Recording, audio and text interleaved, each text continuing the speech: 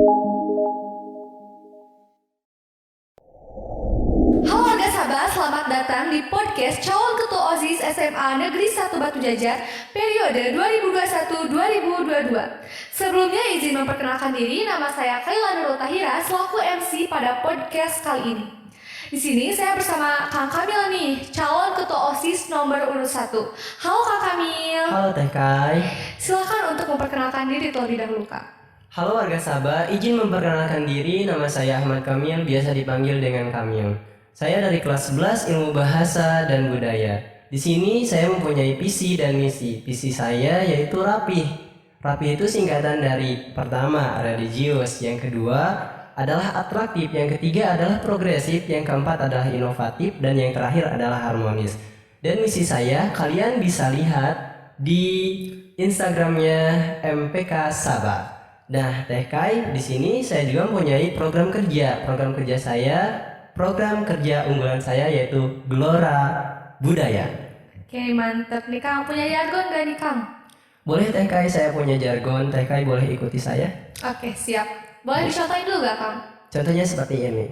Mari melangkah bersama untuk Sabah yang maju, pilihlah nomor 1. Karena dengan bersatu, kita bisa. Mantap. Oke Kang, yuk. Mulai Kita Kang. iya. Oke, siap. 1, 2, 3. Mari melangkah bersama untuk Sabah yang maju, pilihlah nomor 1. Karena dengan bersatu, kita bisa. Oke, mantap nih Kang. Apa kabar nih Kang Kamil? Alhamdulillah Teh Kai, baik. Bagaimana dengan Teh Kai? Alhamdulillah baik juga Kang. Oke.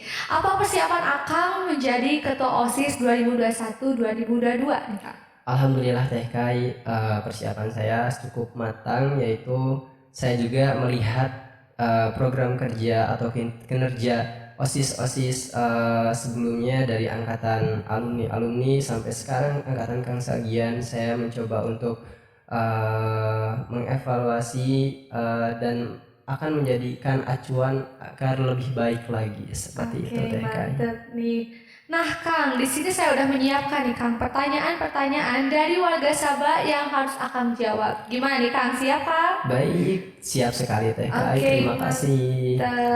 Pertanyaan pertama nih Kang. Bagaimana sih cara Akang menciptakan hubungan yang sinergis terhadap organisasi dan ekstrakurikuler? Silahkan Kak. Baik, terima kasih bagi yang sudah bertanya tentang hal itu.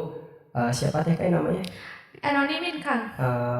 Baik, bagaimana cara saya untuk Menciptakan hubungan yang sinergis. menciptakan hubungan yang sinergis terhadap organisasi dan ekstrakurikuler? Iya, betul. Nah, mungkin dari sejak awal saya masuk ke Seman 1 Batu Jajar, saya belum pernah melihat nih perkumpulan antara ekstrakurikuler dan organisasi secara sinergis gitu. Kayak sinergis itu semacam seperti ini Teh Kai. Gimana? Suatu sistem yang menghasilkan keproduktifan untuk Seman 1 Batu Jajar gitu. Efeknya untuk Seman 1 Batu Jajar. Cara saya untuk membuat hubungan yang sinergis yaitu dengan cara berkomunikasi yang lebih lagi gitu Teh Kai dengan ekstrakurikuler ataupun organisasi di Seman 1 Batu Jajar, karena kita ada di sini untuk Seman 1 Batu Jajar. Oke, mantap. Nah, gimana katanya Kang cara menciptakan hubungan sinergis seperti itu, Kang? Iya Teh Kai, dengan cara memperbaiki komunikasinya, kita saling mengenal tentang ekskul apa saja yang ada di sini, organisasi apa saja yang ada di sini, supaya nanti apapun yang kita lakukan itu tuh untuk Seman 1 Batu Jajar gitu Kang. Teh Kai, seperti itu. Oke, mantap nih Kang. Lanjut aja ya Kang ke pertanyaan kedua nih. Mana sih yang Akang pilih, teoritis atau realistis? Apa alasannya gitu Kang? Baik Teh Kai, terima kasih atas pertanyaannya. Teoristis ataupun realistis? Nah, untuk jawaban saya sekarang yaitu realistis. Kenapa sih Kang? Mengapa realistis? Karena untuk apa teori? Hanya untuk dipikirkan tapi tidak dilaksanakan. Oke, mantap. Jadi itu nih Kang, ada tambahan nggak Kang? Cukup. Oke, lanjut ya Kang ke pertanyaan ketiga nih. Lebih memilih orang yang memiliki skill atau orang terdekat yang tidak memiliki skill untuk dijadikan partner merealisasikan program kerja dan visi misi Akang?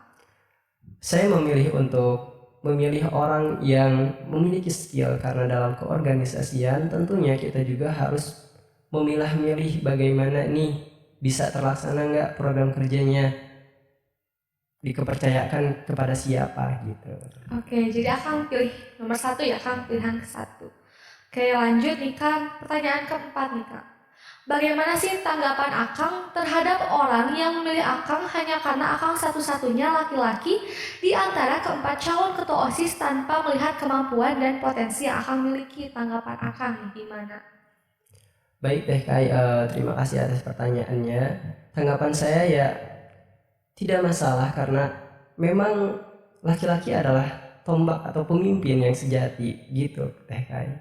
Oke, mantap. Ya, pertanyaan selanjutnya nih Kang. Apa keterkaitan program kerja Gelora Budaya dengan visi atraktif katanya Kang? Baik, atraktif. Jadi izin menjawab, untuk atraktif sendiri, pengertian dari atraktif yaitu mengesankan ataupun menarik. Nah, dari Gelora Budaya ini tuh saya tuh ingin menciptakan suatu program kerja yang memang menarik gitu. Di dalamnya itu terdapat event yang menunjukkan budaya-budaya kita, yang tentunya itu bakalan menarik Teh Kai, seperti itu. Mau di-spill nggak nih Kang? Gelora Budaya tuh kayak gimana sih Kang? Atau Akang udah punya sistematikanya gitu? Baik nih, sedikit ya saya spill. Silakan Kang. Gelora Budaya itu jadi sebuah event yang menunjukkan tentang budaya-budaya kita, baik itu di Jawa Barat ataupun di mana, yang penting itu budaya Indonesia. Kenapa saya memilih program budaya? Karena dalam kebudayaan kita bisa bersatu Teh Kai. Oke. Terus di zaman sekarang yang memang teknologi sudah semakin canggih, terus kebudayaan luar cepat untuk masuk. Nah, saya sendiri berencana untuk mengingatkan bahwa kita juga mempunyai budaya yang sangat luar biasa. Bangsa Indonesia punya budaya yang Luas dapat sekali ya Kang. bersatu gitu.